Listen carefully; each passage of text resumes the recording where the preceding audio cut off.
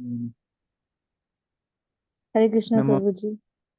Krishna Prishthaya Srimate Bhaktivedanta Swami Nitinamine Namaste Saraswati Deve Gauruvani Pracharane Nirvishesh Shunnavadi Pashyata Deshatarane Shri Krishna Chaitanya Prabhu Nityananda Shri Advaita Gadadhar Shivasadi Gaur Bhaktivinoda Hare Krishna Krishna Krishna Hare Hare Hare Rama Rama Rama Hare Hare Hare Krishna. I am really sorry.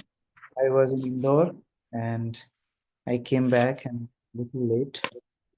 Please forgive me. At 5 minutes I'm late. So let's restart our discussion on ISKCON Disciples course. So yesterday we discussed about the special position of Srila Prabhupada.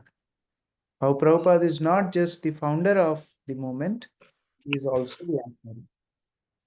And Acharya means he owns this movement. He is the owner of this ashram. And any acharya, any guru, any leader in ISKCON will just represent Srila Prabhupada. They cannot go outside of Prabhupada's teachings. So we studied this in quite detail. And we also saw how there are different types of guru, Diksha Guru, Siksha Guru, and how Prabhupada is our preeminent Siksha Guru. We also discussed how we can keep Srila Prabhupada in the center of the movement for next many thousands of years.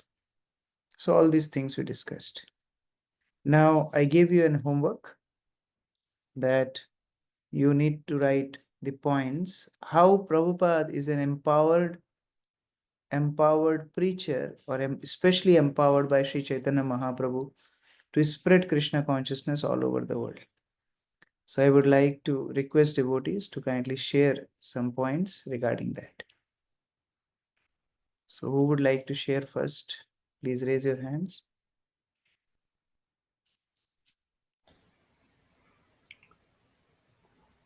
Hare Krishna. Ajay Prabhu. Yes. What we have seen, when Prabhupada went to the West, the prediction which was given in the past by previous Acharya has become true. Yes. So Prabhupada fulfilled the prediction of previous acharyas. Srila Bhaktivinoda Thakur predicted in his book that soon there will be a personality who will preach Krishna consciousness all over the world. Sri Chaitanya Mahaprabhu himself predicted, Prithvite Achi Jata Nagaradigram Sarvatra Prachar Hoibe Moranam. And Srila Prabhupada did it. So naturally we understand that he was specially empowered. Yeah, Anshu Mataji. Hare Krishna, Prabhuji, Dandat Pranam. He is empowered, as Prabhuji says, by Chaitanya Mahaprabhu, because he is a true warrior. He struggled so hard and he survived in that circumstances that a normal person cannot do that.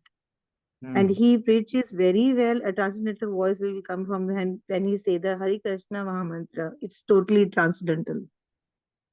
So there is a verse in our scriptures. It says, Krishna Shakti Vina Nahi Tara Pravartan. Krishna Shakti Bina Nahi Tara Pravartan. Means somebody who is not empowered by Lord, he cannot spread Krishna consciousness. And especially in the difficult situations and circumstances which Srila Prabhupada had to face.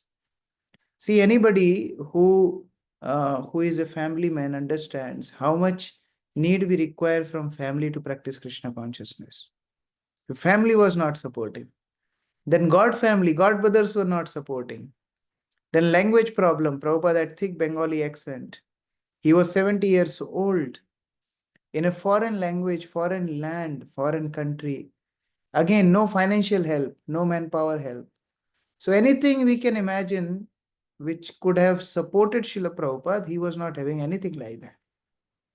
And still he continued preaching Krishna consciousness.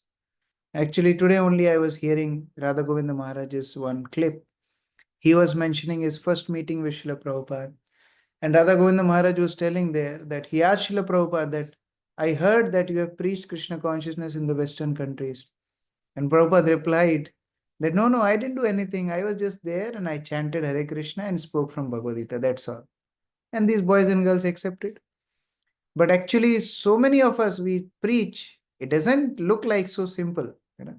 But Prabhupada was especially empowered. His preaching had that force, that purity has force. He was specially empowered. Yes, Ashwin Prabhu. Hare Krishna Prabhu. Srila Prabhupada opened many temples and preaching centers throughout the world very successfully, and is still carrying on with his preaching mission. Yeah, very nice point. Actually, what happens, this is also very important point.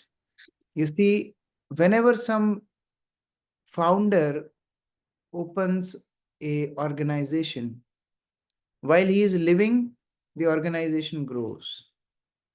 After he leaves this world, the organization dwindles out. It's a common factor. We have seen many organizations all over the world and the history also. When the founder is living, the organization grows and leaps and bounds.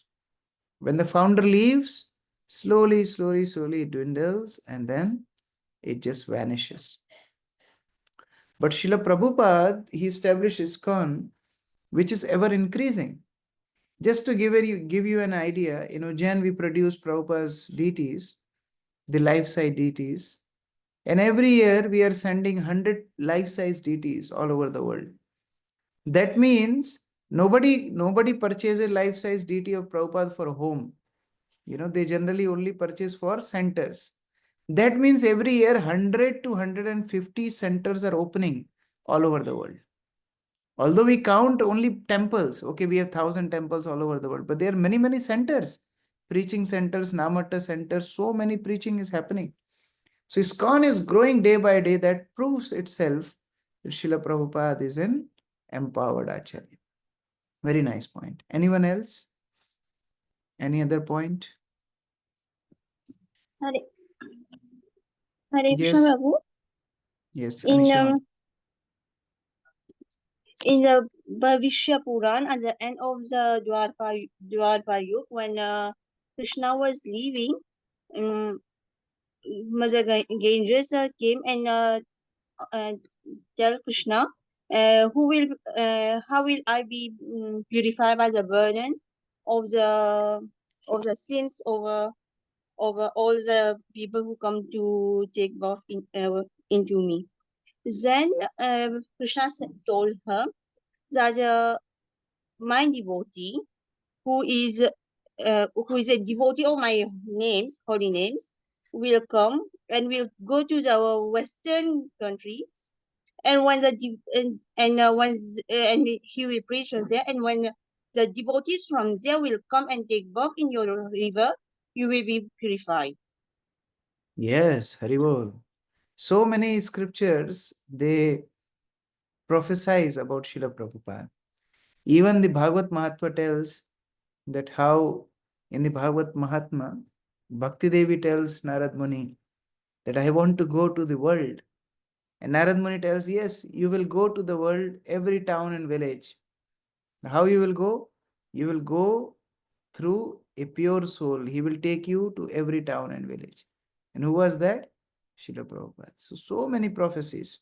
In Chaitanya Mangal, Srila Prabhupada, Sri Chaitanya Mahaprabhu says, पापी यदि देश छाड़े दूर देशे जाए मोर सेनापति भक्त जाय तथा. If a sinful people, they will leave their country and they will go to foreign countries, my senapati bhakta, my army general will go to foreign countries and preach Krishna consciousness. So many predictions fulfilled by Srila Prabhupada. Very nice. Any other last point? One more point we can take. Okay. K. Bodhun Prabhu is writing, Srila Prabhupada is a bona fide guru. He spread teachings of Sri Chaitanya Mahaprabhu without adding or removing anything. Yes, that is also a sign of empowered Acharya. He doesn't add, he doesn't subtract, he repeats the teachings as it is. And therefore his preaching had power. Very nice. Vishnu Priya Mataji. Yeah, they already told all the necessary points, so I have some points. is Prabhupada is come from the disciplic succession, so he's the ideal person to enlighten us in our spiritual life. For example, he introduced Harinam Sankirtan, Fruitful Life, Book Devotion, which is how Chaitanya Mahaprabhu say in every village we should have all these the Harinam Sankirtan in every village in the world, which he made possible. And he used Chaitanya Charitamrita in every quote in his classes, so which is every time we get to know about it. And we have a standard in Mandi that in the after Mangalati we recite the Shishastakam, which is a great reminder that every day we should chant this 8 verses. So this is something which is Prabhupada is the empowered personality from a representative of Sri Chaitanya Mahaprabhu, modern age. Very nice. So he could actually bind the whole world. As one astrologer said, he'll build a home in which whole world can live. So only Srila Prabhupada could do that. There's a famous clip by Bhakti Tirtha Maharaj. Let me see if I can get it. Just play that one. Yeah, in the meantime, Anisha Mataji, you want to add something? When Bhaktisiddhanta Saraswati Thakur came to Calcutta, the senior disciples told Maharaj that Abhay Babu was doing very a lot, and he should join them out. And Bhaktisiddhanta say, keep him away from you. When the time will come, he will do everything himself. Yes. So Bhaktisiddhanta Saraswati, his Guru Maharaj himself prophesied that let the right time come and he will do everything. Yes, Arjun Prabhu?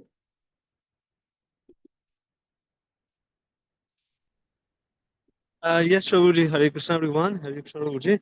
Actually, I want to specify the difficulties that Prabhupada faced uh, for propagating Krishna consciousness. He got major, like, 2 heart attack in the boat, and that is very fatal for his health. And also that Mataji already said that problem with language and everything. He faced a lot of difficulties, personal difficulties like financial and everything, and also there was pressure around him, as he didn't have any place where to stay. The staying was a problem. There was a man who was a drug addict. So these things he has to he has to get the empowered from Krishna to face that all alone. Very nice. Very nice point. Like how Krishna was completely supporting Srila Prabhupada. Although there were so many challenges, an ordinary person would have never achieved what Prabhupada could achieve with all this set of situations. But it is only possible because Krishna was empowering him. He was helping him at each step. So I am just sharing one video where Bhakti Tirtha Maharaj is saying that how ISKCON has unified the whole world. Very nice video.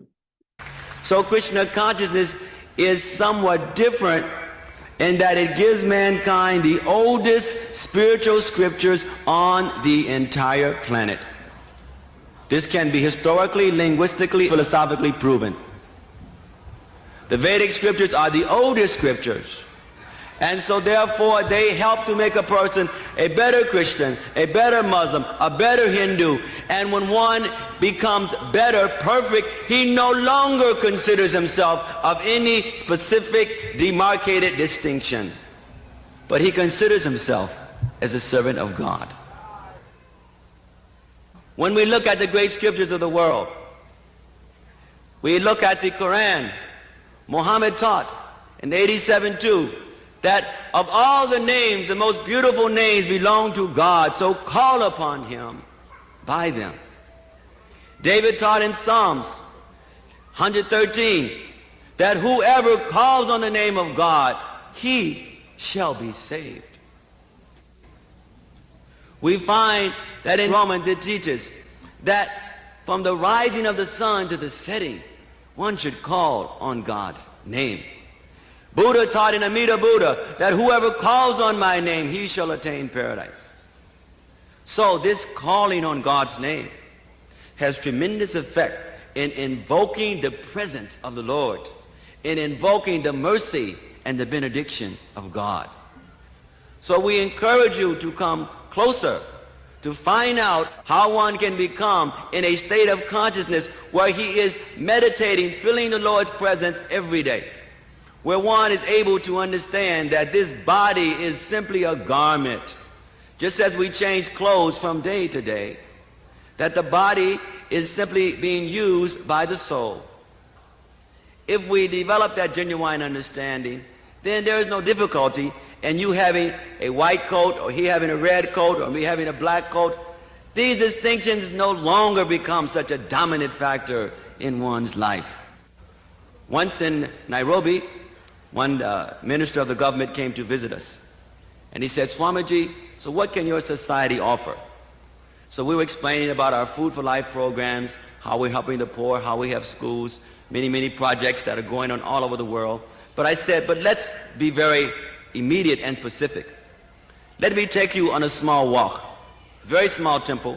In 5 minutes, I said, so this boy is from Italy, this girl is from Spain, this person is from South Africa, white person, this black person is from South Africa, this person is from America. Says, now you tell me one place in Nairobi, one place in Kenya where you can say you have this kind of variegatedness and people are working together in a loving spirit. And he immediately could understand due to his knowledge of tribal problems, racial problems, etc. So we are showing what is possible. And we are humbly and submissively willing to offer that, to help to solve some of the seemingly unsolvable problems in this world. Thank you very much.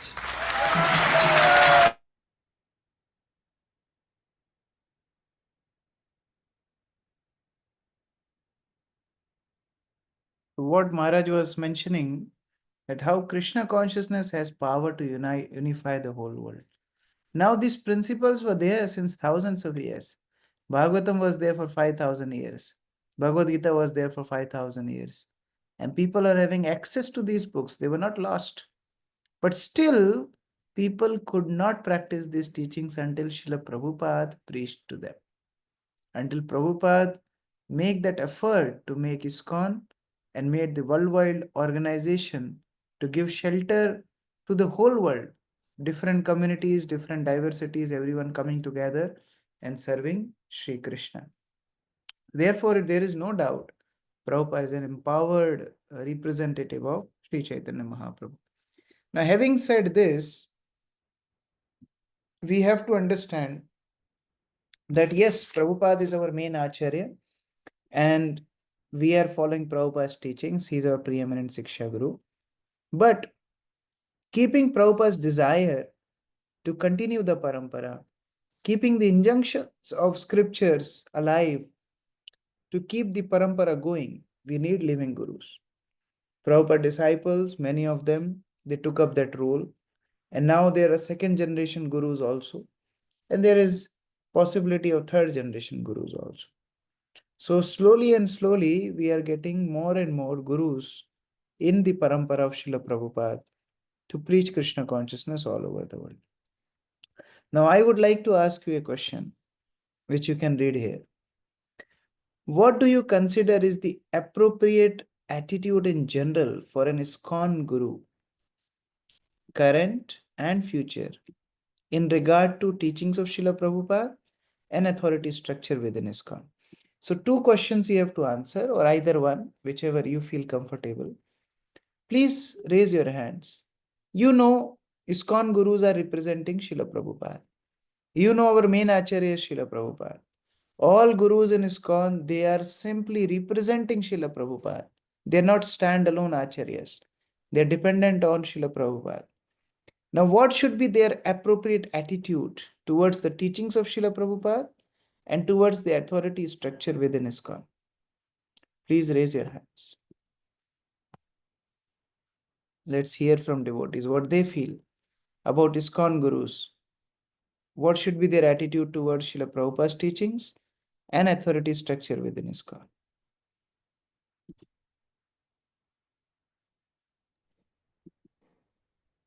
The guru Anyone? must, yeah, in ISKCON, guru must be loyal and submissive to Srila Prabhupada teaching. Very nice. So ISKCON gurus should be loyal to Prabhupada's teachings. They should follow Prabhupada's teachings. Very nice. Yes, Ashwin Prabhu. Hare Krishna Prabhu. Srila Prabhupada is the authority, and we should not go against his standards or deviate from his standards. Very nice. No guru can tell that, okay, Prabhupada might have told that, but I am telling you to do this. Can any Prabhupada, can any ISKCON guru do that? No, can never do that.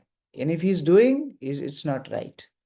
We have to understand that all gurus in ISKCON are simply representatives of Srila Prabhupada. Okay, what should be the attitude of guru with ISKCON authorities? What should be his attitude with ISKCON authorities? Yes, Ajay Prabhu. Yeah, there should always the cooperation should be there, Prabhu, because Very nice. for everyone. Yeah. Should the guru think that I am above all management of ISKCON? I am ultimately guru. I am delivering the disciple. I don't need to care about temple presidents. I don't need to care about any zonal secretaries. I'll just pick up my disciples and take away to my temple. Can guru do like that in ISKCON, or should guru do like that in ISKCON? No.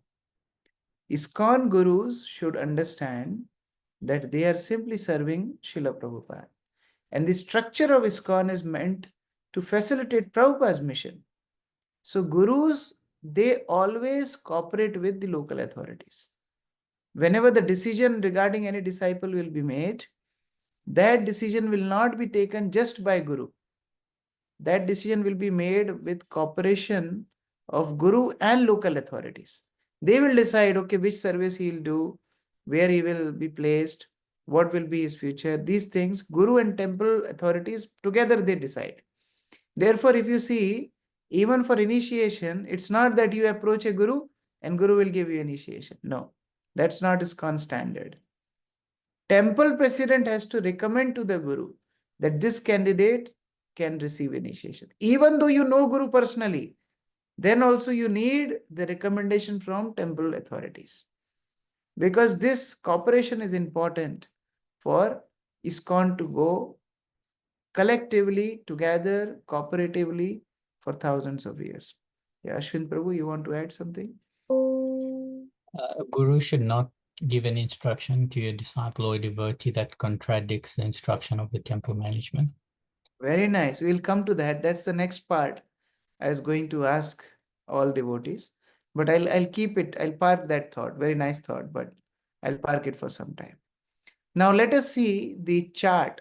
Let us see the hierarchy in ISKCON. How the hierarchy works. Now many people, many devotees think that Guru is everything, but it's not like that. Guru is part of the system in ISKCON. As we discussed, Srila Prabhupada remains the highest authority in ISKCON. ISKCON ashram is Prabhupada's ashram. Prabhupada is the founder, Prabhupada is the acharya, is the preeminent Siksha Guru. His books we are referring, his teachings, his system, his standards, everything. So the ultimate for us is Sarva Karan Karanam for us is Srila Prabhupada, for ISKCON. Of course, Krishna is above Prabhupada, but for us, Prabhupada is the main authority. Now, Prabhupada appointed the GBC body as the ultimate managing authority. All decisions of the society, all affairs of the society, everything will be decided by the GBC. Now, what is this GBC? We have to understand one thing. GBC is not collection of pure devotees, GBC is collective management for ISKCON. So don't try to search another Prabhupads in GBC. No.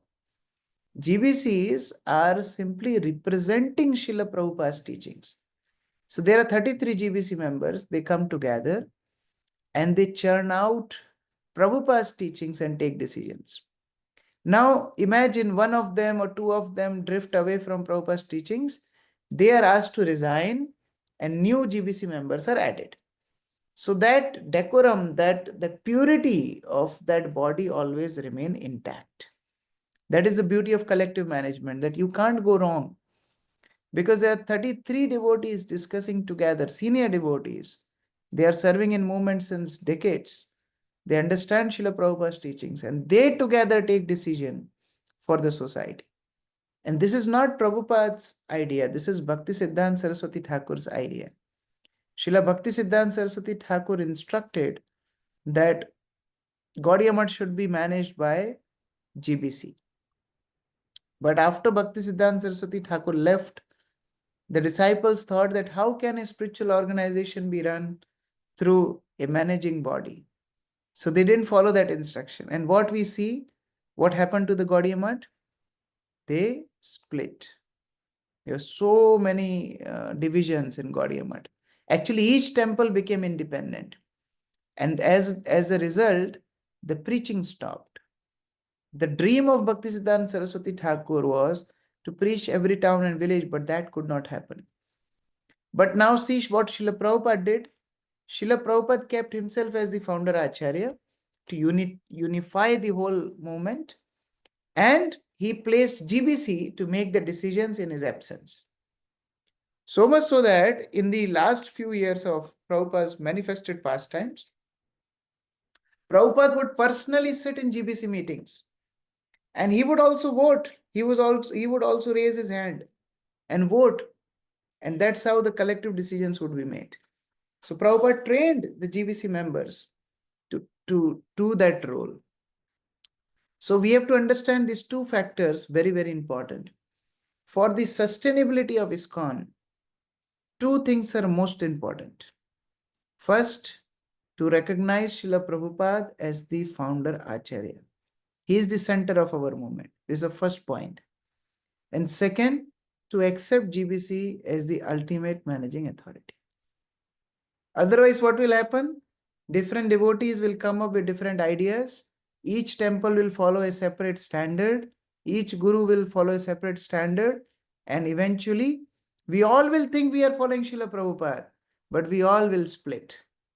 Therefore, to unify this whole world, unify the whole world organization, GBC plays a very important role.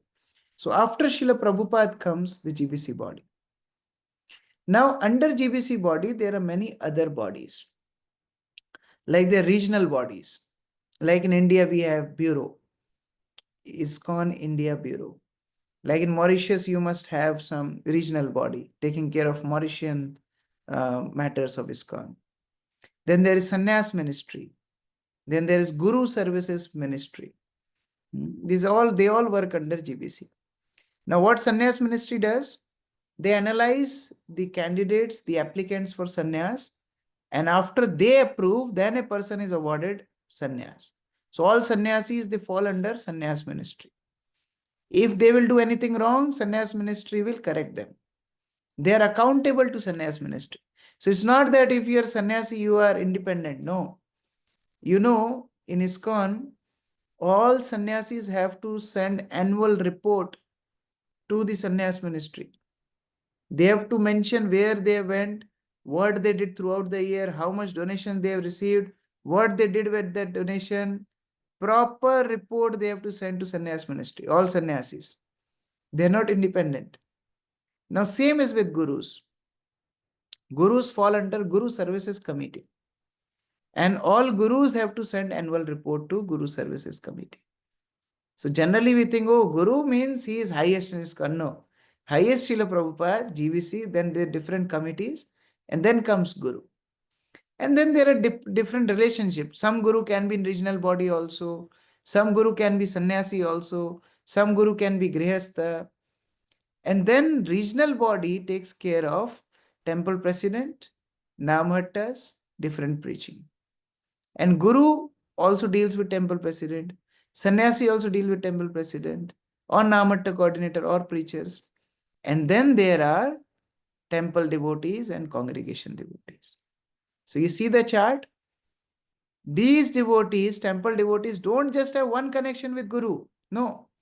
They have connection with Guru, they have connection with temple president, they have connection with their local leader, they have connection with the regional body, they have connection with GBC, they have connection with Srila Prabhupada. So this whole setup we have to understand. Yes, Ashwin Prabhu. So, Prabhu, the sannyas ministry or the Guru Services Committee, is that worldwide or is that specific to a region or a country? Worldwide. Worldwide. Sannyas ministry has different levels. So I am also a part of Sannyas ministry. I am also serving there. So we have a whole setup. So there is one global team of Sannyas ministry. And then there are local teams. So first the applicant has to pass the local recommendation. And then the application comes to us, the global team of Sannyas ministry. And then there is evaluation. There are 3-4 years of waiting time. They are given a mission to go to a new place and develop some preaching. They have to travel with a sannyasi, and they are evaluated thoroughly for 3 to 4 years. It's like a strong evaluation exam for 3-4 years. And then if the candidate is fit, then the global sannyas ministry sends the name to GBC body, and the GBC body votes. And if they get majority vote, then they are given sannyas. So that's how a sannyasi is made in ISKCON.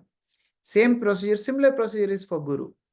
So if for a Guru, there are 10 senior devotees of ISKCON, especially GBC members or temple presidents, they recommend a name together, forming a team.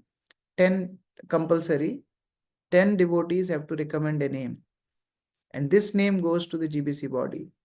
And then they evaluate him for 6 months. And if there is not a single objection from any of the leaders in ISKCON worldwide, then only that devotee becomes a GBC Guru, to serve Guru as a Guru in ISKCON. And then that Guru has to take a vow that I am only representing Srila Prabhupada and GBC. I am not independent. My disciples belongs to ISKCON. My assets belongs to ISKCON. And if at all I drift away from the teachings of Srila Prabhupada and the authority of GBC, I will no longer be authoritative, bona fide spiritual master. So that is the whole procedure. Now understand one thing. If GBC representing Srila Prabhupada is giving authority to a devotee to serve as spiritual master, that means what? That means what? These gurus are not standalone gurus. They are dependent on the authority of Srila Prabhupada. Because if Prabhupada's representatives, GBCs, they today tell some guru, now you cannot initiate it, he cannot initiate. And that's what our Guru Maharaj would speak during initiation. He would tell that today I am initiating because GBC has given me this service. Tomorrow GBC asks me stop giving initiation, I have to stop giving initiation. So we have to understand this very, very clearly. Therefore, if you have noticed, what is the name of this course? ISKCON Disciple Course. So you're not becoming disciple of just your Guru. Actually, you are becoming disciple of ISKCON. And that means, first, our preeminent Siksha Guru, Srila Prabhupada, is our authority. GBC is our authority. Temple President, local authority is our authority. And Guru is also our authority. So all they together help you to advance in your spiritual life. So we should not just be centered around our own Guru. No. We have to understand this whole flowchart of ISKCON Guru system. Now, as Ashwin Prabhu was telling, if at all the instructions of Guru may differ from the instruction of local authority, what should we do? Sometimes it happens, right? It can happen.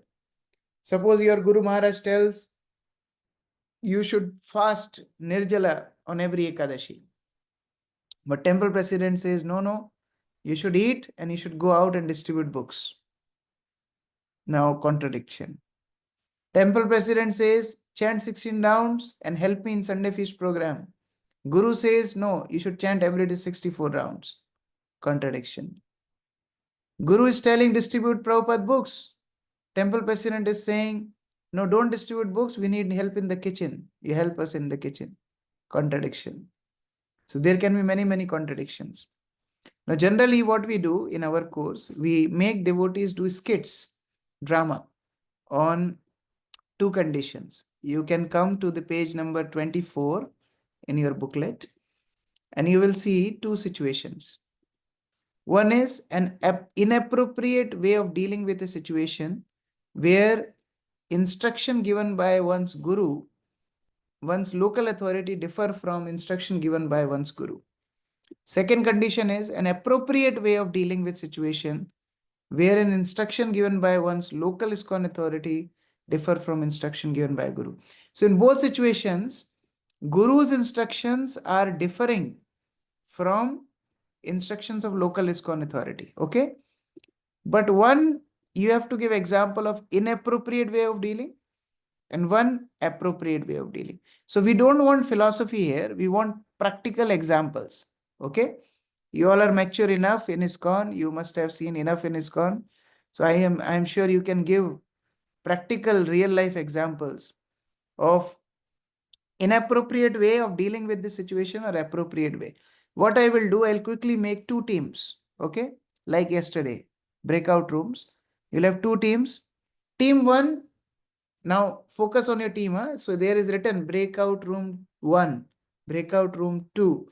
So you know which team you are in. So first team, again, select a speaker. Those devotees who have taken chance yesterday, don't speak today. So some other devotee can be given chance. So select a speaker, first team, one speaker, second team, second speaker. And first team will give us examples, practical, real life examples, inappropriate way of dealing, where instructions of Guru differ from instructions of ISKCON local authority. Don't quote names for Krishna's sake. Don't quote any names. Just give examples. Okay. And second team will give us an appropriate way of dealing with situation where instructions given by one local ISKCON authority is different from instruction given by one's Guru. Is it clear? The exercise is clear? So I'm making the team, you only have 7 minutes. Okay. So now we are 8:43, 8:50, exactly 7 minutes after I'll close the breakout rooms. So be very quick, select a speaker, give real-time examples, and we'll meet after 7 minutes to present. Okay, you can join your rooms. You must have received a link. Please join your respective rooms.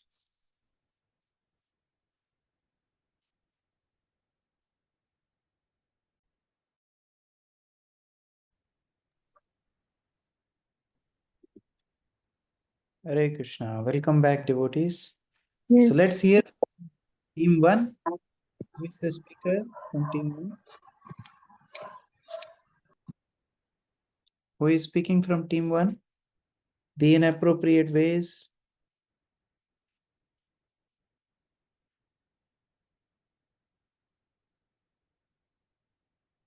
Team 1, who is the speaker?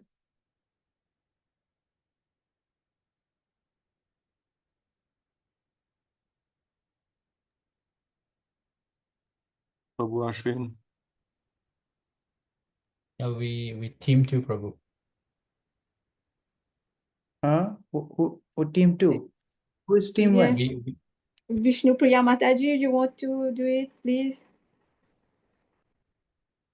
We do it together, Mataji. So we are share the 2 points, you share 2 points. Okay? We do it together. Okay.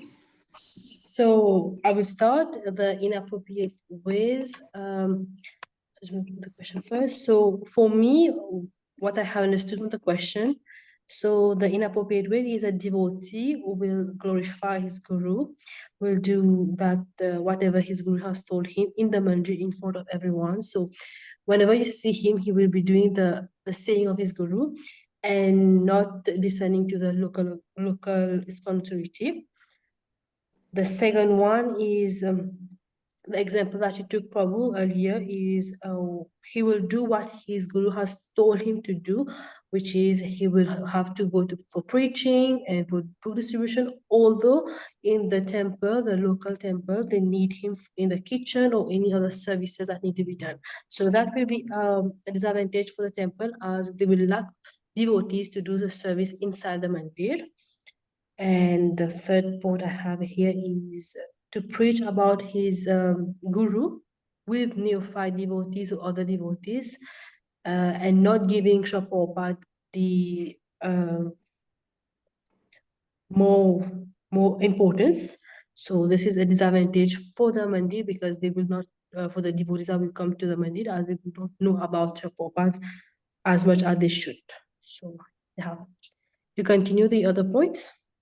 Yes, to disregard or disrespect the authorities, and to concentrate only on the guru instruction, and sometimes I think even for the collection of Lakshmis, it must be not on the guru's advice. It must have a transparency, and abiding every instruction of the guru can create a conflict or confusion, even division in the authorities, among the authorities and other devotees also. And that's all, Prabhuji. As we have understand the question. Yeah, very Yeah. nice. Very nicely you have presented that how disciple may try to show that my guru is the superman and I will only listen to him, not to anyone else. And even though there may be requirement at temple to do different services, he may disregard the temple. He may think, oh, my guru will deliver me. What I have to do with temple authorities? They are just bunch of managers. But it's not true.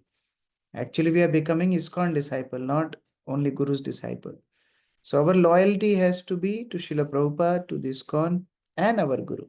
So we don't have to leave our Guru, but we have to add ISKCON and Srila Prabhupada along with Guru in our priority list.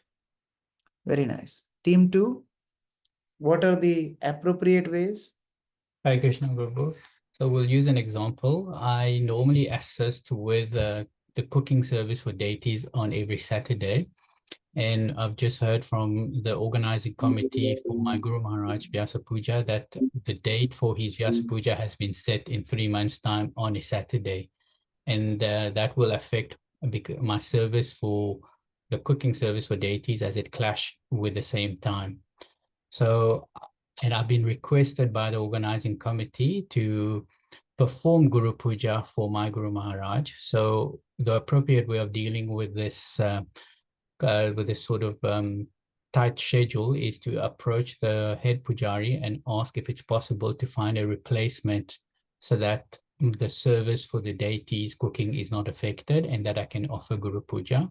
And if that's not possible, to request assistance from the temple management to find another devotee who would be able to stand in for me for that Saturday in 3 months' time. Very nice example. Very nice example. So that balance we have to create.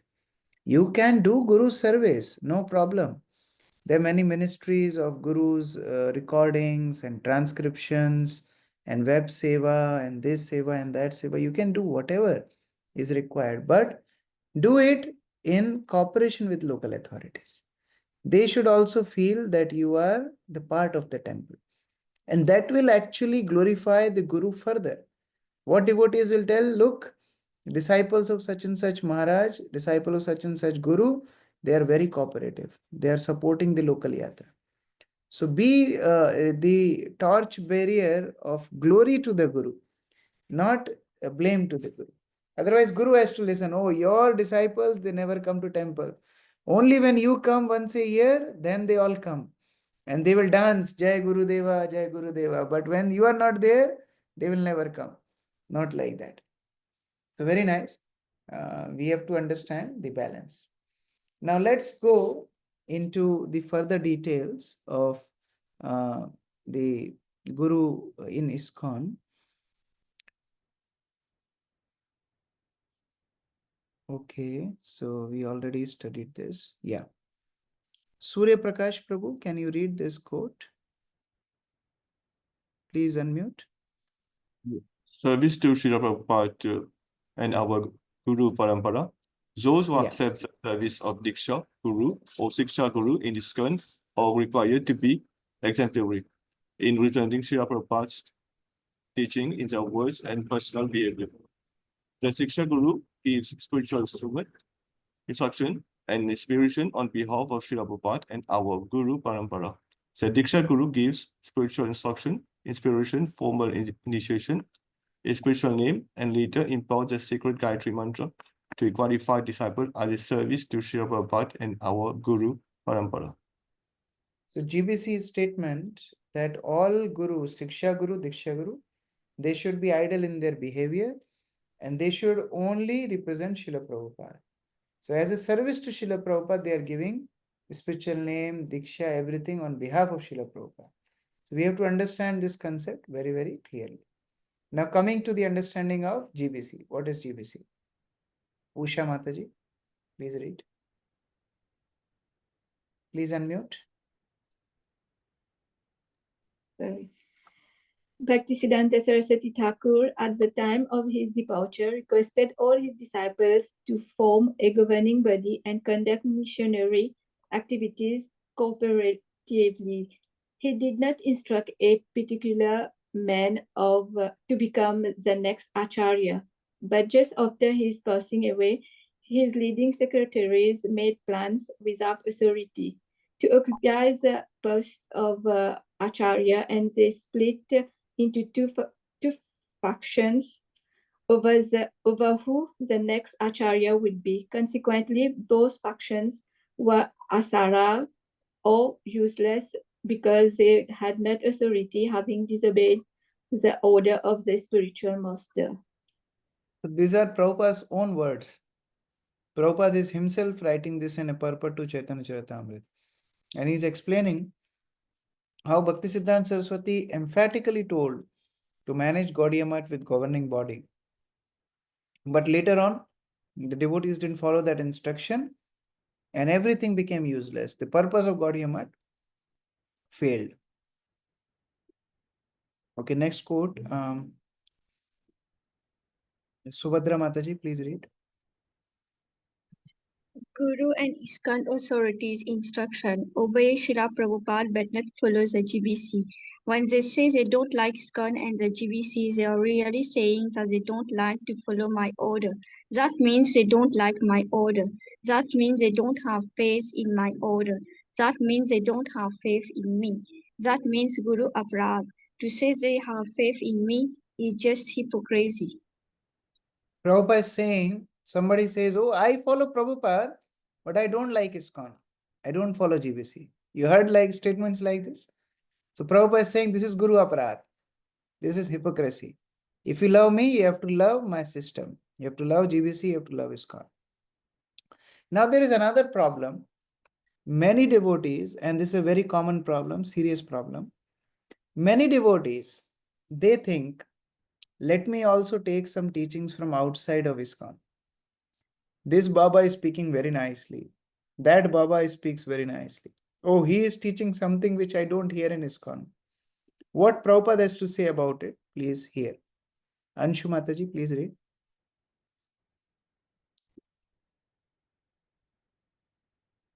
Please unmute. Please unmute. Yeah. Never better you should sit to hear all the persons like your spiritual master and externally Guru had others, Guru brothers, but never try to hear someone to who is not in our line. It is simply a waste of time to hear and then again have to reactly the mistake. So Prabhupada is saying, just stick to hearing from authorized person. Who are authorized person? Your spiritual master or experienced God brothers, means ISKCON devotees. See, one time what happened? Srila Prabhupada became very sick. And these were initial days of ISKCON. Devotees were not very experienced. So Prabhupada became sick and Prabhupada decided to come back to India. So when Prabhupada decided to come back to India, some disciples went to Srila Prabhupada and told, Swamiji, you are going to India. Maybe you can send some of your godbrother to here and he can guide us. As you were guiding, he can guide us. You are not there, somebody else can guide us. So that time Prabhupada became very grave and serious. And Prabhupada had tears in his eyes. And Prabhupada said, my spiritual master was special. He saved me. That moment, these devotees understood what is the relationship between spiritual master and disciple. It's not just a teacher. Okay, one teacher is transferred to another city, another teacher will come and teach us the subject. Not like that. Guru is a serious business. So we have taken shelter of ISKCON. We should not take Siksha from here and there. Not that there are no devotees outside ISKCON. There can be nice devotees outside ISKCON. We don't deny the fact that there can be devotees outside ISKCON. But actually, if we hear from everywhere, then we will be confused. The teachings will overlap. They will contradict. And therefore, it's always safe to just stick to Prabhupada's teachings. You will never go wrong. And therefore, we should be very, very cautious not to accept teachings from here and there. Okay, last quote, Aryan Prabhu. Give him prasadam, honor him as an elder Vaishnava, but he cannot speak or lecture. All Vaishnavas are authorities to preach Krishna consciousness, but still there are degrees of authorities. On the whole, if his born Maharaj motive is to suppress me, and that is why he has come here, how we can receive him? He has already given one professor a wrong impression. He may be treated as a guest if he come to our center. Give him prasadam, honor him as an elder Vaishnava, but he cannot speak or lecture. If he wants to lecture, you can tell him that there is already another speaker scheduled. That's all. See how strict Prabhupada is? Prabhupada is saying his disciples don't entertain anyone else. Because if they will speak anything other than Srila Prabhupada, there will be confusion. So we should be very, very cautious not to take Siksha from outside ISKCON. So in this particular lesson, we studied how ISKCON Gurus are simply the representatives of Srila Prabhupada. So next time you see an ISKCON Guru, you have to understand he is representing Srila Prabhupada. So there should be no fight. Suppose there are 21 devotees in this group. We have 21 spiritual masters. Just consider that. Every one of us have different spiritual master. Now, we should all have no confusion within us because all our spiritual masters are representatives of Srila Prabhupada. So it doesn't matter. My guru is black, your guru is white, my guru is Indian, your guru is South African, your guru speak English, my guru speak Bengali, this, that.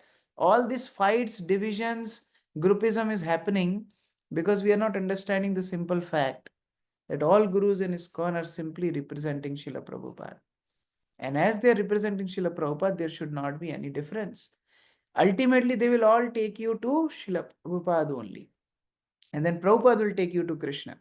So this understanding should be very, very clear. So we discussed that one. We discussed how GBC is the ultimate managing authority, and following Srila Prabhupada means following the orders of the GBC. And we should be very cautious not to take Siksha outside ISKCON. Yes, Anisha Mataji. Prabhuji, is there any criteria for choosing a temple president? I didn't get your question. Can you repeat, please? Is there any criteria for choosing a temple president? Just like for the gurus and See, sannyasis. temple presidents generally, actually what happens in a new place, preaching starts. And then whoever starts the preaching, naturally, he becomes the temple president eventually. And then when he leaves or he becomes sick or he becomes old or his service changes, then somebody else who is more prominent there, he gets the service of serving as temple president. So of course, there are parameters of choosing a temple president, but till now, they were not very hard and fast rules in ISKCON, to be very honest. Now the systems are becoming more and more rigid how to appoint a temple president and so forth. But all temple presidents, they are not independent. They are accountable to their zonal secretaries and they're accountable to their GBC authority. And if they go wrong, temple devotees have full right to report to the GBC. That is full right temple devotees have. If you think that your temple president has some issues, you can report to the GBC. That is not a problem. And if you feel your temple president is performing very well, then also you can write to the GBC that he is performing very well. So both ways, devotees can approach GBC if they have any issue with temple president. Okay. Now, we are going to the next lesson, lesson 5, Guru Padashraya. We have understood how Srila Prabhupada plays a special significance in our life. We have understood what is the position of ISKCON Gurus. They are representing Srila Prabhupada and they are getting the authority from ISKCON GBC. Under the GBC, they perform their service. Now, as a disciple, how to select a Guru? First of all, before selecting Guru, there is a step called Prabhupada Ashraya. And please hear it attentively. Prabhupada Ashraya means a devotee first connects himself with Srila Prabhupada officially. When a devotee joins ISKCON, he first chants Prabhupada's Pranam Mantra. When he starts chanting 16 rounds of Hare Krishna Mahamantra, he is called as Prabhupada Ashraya. Means he is under the shelter of Srila Prabhupada. He will chant Prabhupada's Pranam Mantra. He will offer Bhoga to Lord through Srila Prabhupada. He will offer Pranam before his chanting of the Hare Krishna Mahamantra to Srila Prabhupada. He will worship Srila Prabhupada as his Guru, as his Siksha Guru, Prabhupada Ashraya. So this is very important step. Hisha Mataji, please read this. Srila Prabhupada has a unique relationship with every ISKCON devotees. As the founder Acharya of the International Society for Krishna Consciousness and the preeminent teachers and ultimate authority within our society, Srila Prabhupada has a unique relationship with every ISKCON devotee. So it's not that you have to go through someone to have relationship with Srila Prabhupada. No. He is our Acharya. Every devotee has a unique relationship with Srila Prabhupada. Vishal Prabhu, please read the next quote. Please unmute. Instruct new members to take shelter of Srila Prabhupada. ISKCON devotees shall instruct new members to take shelter of Srila Prabhupada and to receive guidance, training, assistance from those who are instructing them in Krishna consciousness. ISKCON members shall choose when and from whom they wish to request initiation. They must focus their attention on Srila Prabhupada as the founder Acharya and as their preeminent Shiksha Guru. So first, when devotees come to ISKCON, they will take shelter of Srila Prabhupada and they will be nicely situated in ISKCON. Then they can choose from whom they have to take Diksha. Then they can choose from whom they have to take formal initiation. That they can take time, as much time they want. But when they come to ISKCON, we have to encourage devotees to take shelter of Srila Prabhupada. And this shelter will continue. Even after initiation, you will chant your Guru's Pranam Mantra, but you will not leave Prabhupada's Pranam Mantra. You have to chant Prabhupada's Pranam Mantra also while offering respectful obeisances, while doing all kind of worships. Prabhupada's Pranam Mantra is compulsory. So if you see this chart, you can see Srila Prabhupada, he is giving shelter to Siksha Guru, Diksha Guru and disciple, 3 of them. And then disciple also gets added shelter from Diksha Guru and Siksha Gurus. Is it clear? So Prabhupada is on the top, he is giving shelter to everyone. And then disciple is getting shelter from Siksha Gurus and Diksha Guru and Srila Prabhupada. So disciple is not just restricted to Diksha Guru, but Siksha Gurus and Srila Prabhupada also. Anshu Mataji, can you read? Okay, she already read. Shiksha Guru, sometimes a Diksha Gurus is not present always. Therefore, one can take learning from an advanced devotee. That is called a Siksha Guru.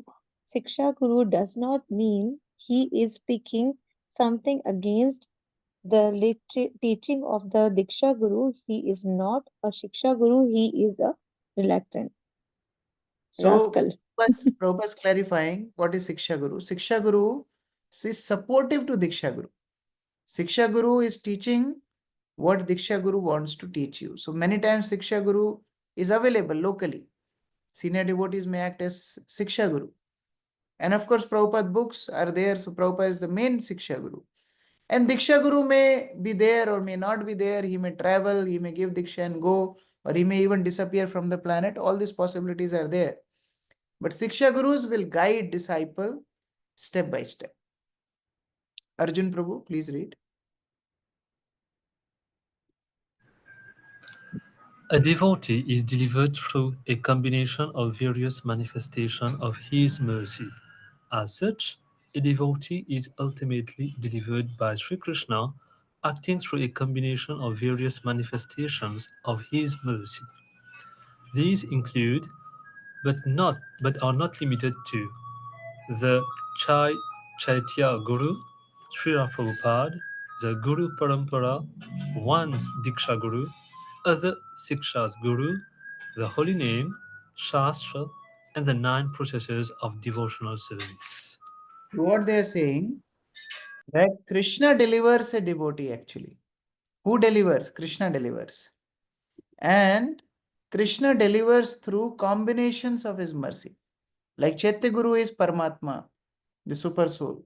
Srila Prabhupada, the Guru Parampara, once Diksha Guru, Siksha Gurus, holy name, Shastra, 9 process of devotional service. They together make effort to liberate a living entity from material clutches. So you can't just say, oh, I will only chant, or I will only hear, or I will only hear to Siksha Guru, I will only hear to Diksha Guru. No. One has to take help of all these to advance in spiritual life. Therefore, it's very clear understanding that a disciple is being sheltered by both Siksha Gurus and Diksha Guru, and ultimately by Srila Prabhupada. So when he selects a Guru, he has to first take Prabhupada Ashraya and then Guru Pada Ashraya, then selecting a Guru. Now, how to select a Guru? That's the next topic. How to select a Guru? So first of all, we have to examine ourselves. What are we looking for in a Guru? Guru has to be a nice looking, handsome rock star, or he should be a nice musician playing different musical instruments, or he should be an eloquent speaker, or he should be a achiever and open like 200 temples or something, or somebody who has maximum number of disciples. What is our criteria of selecting a Guru? Therefore, in Prabhupada books, you will see there are many qualifications of a bona fide spiritual master. I'll not go much into detail of this section because I'm sure you all are reading Prabhupada books and you know how a bona fide spiritual master function. So in short, if I want to tell, a spiritual master, a bona fide guru, should be in a bona fide parampara. This is the first filter. He should be in the bona fide parampara. Second filter is, he should be following the instructions of that parampara himself. If he is not following the parampara instructions himself, then he doesn't remain a bona fide spiritual master. So there are many instructions for Guru in our parampara. Like Nectar of Instruction teaches, Vacho Vegam, Manasa Krodha Vegam, Jibva Vegam, Udarapastha Vegam, Etan Vegan Jo Vishayat Dhira, Sarvam Apipam Prithvim Sasishya. So all these factors you read in Prabhupada books. So first factor is, he should be in parampara. Second factor is, he should be following the principles of parampara. Now third factor is, he should be authorized by parampara to act as a Guru. Otherwise, we all also come in parampara, we follow the instruction of parampara. Tomorrow, don't start initiating people. You have to be authorized by parampara. So the third factor is you have to be authorized by Parampara. And then somebody can initiate.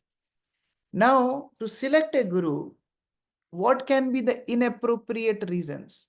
So I discussed this in a nutshell. Seeing guru externally and selecting guru on basis of external reasons is inappropriate. Like, see, many times what happens is preachers pressurize. You take Diksha from my guru, then I will give you a letter. Otherwise, I will not give you a letter. Temple president pressurize. Or sometimes we feel peer pressure. In my temple, see, everybody is initiated by that guru. And if I don't get initiated by that guru, I will be left out. I'll be out of the group. So all these are external factors actually. See, eventually there will be many gurus. As I told on the day one also, there are 120 gurus now in ISKCON.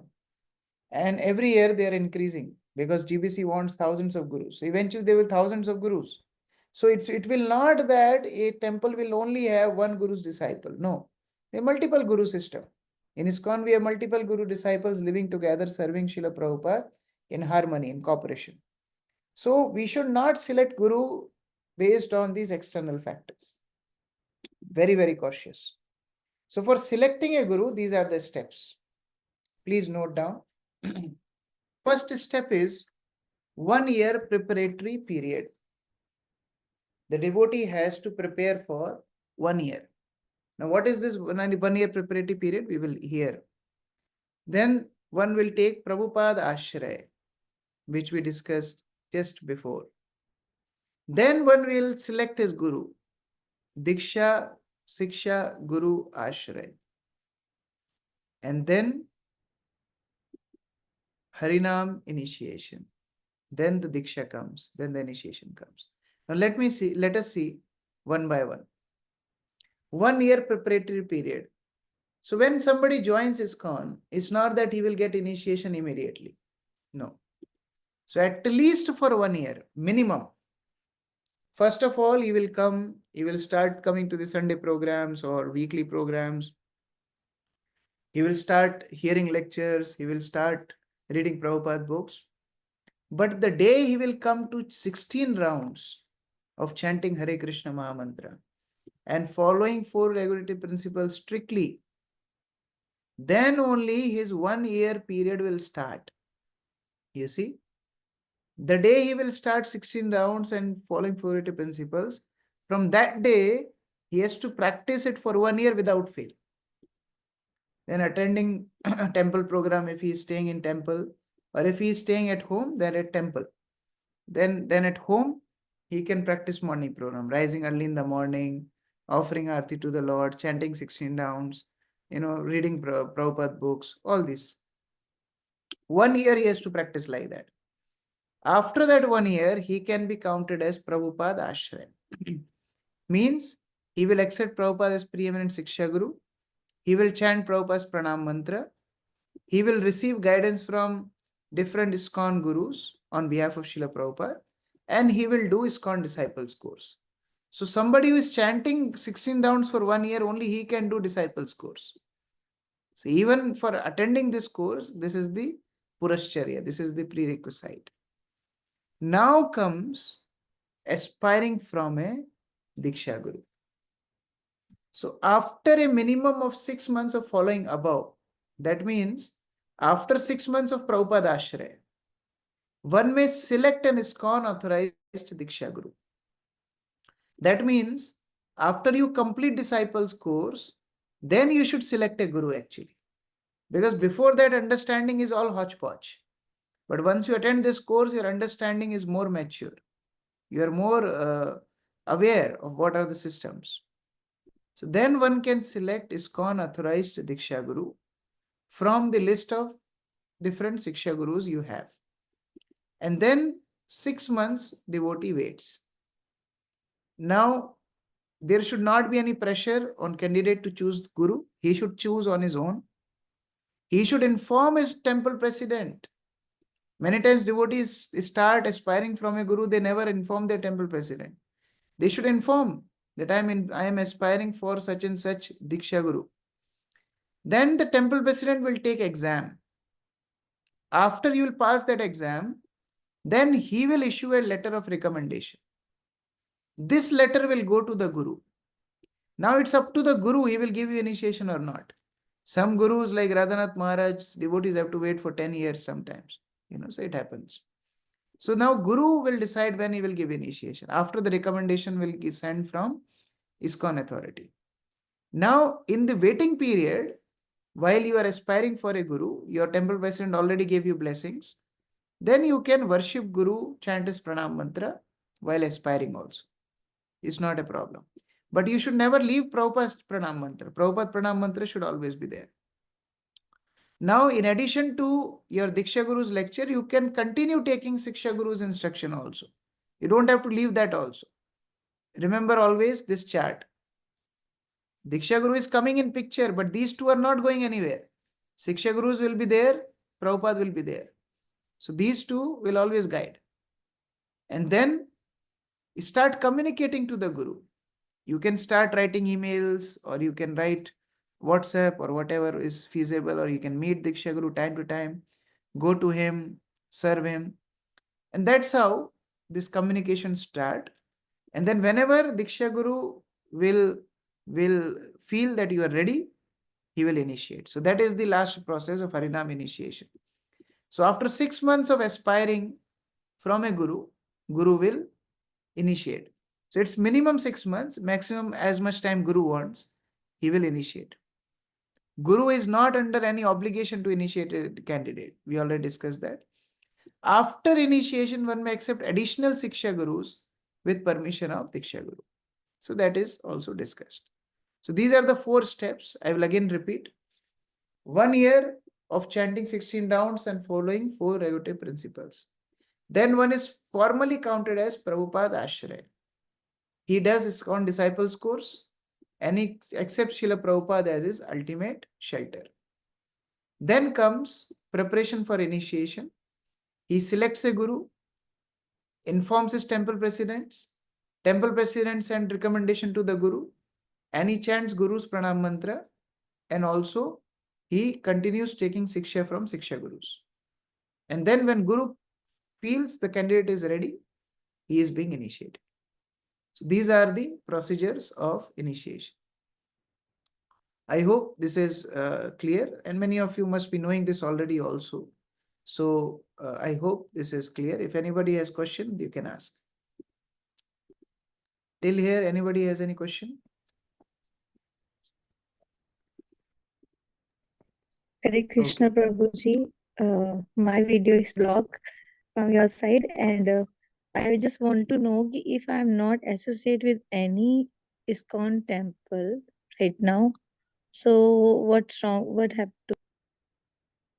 So if you're not associated with any ISKCON temple, you will be in trouble, because temple president only recommends for initiation.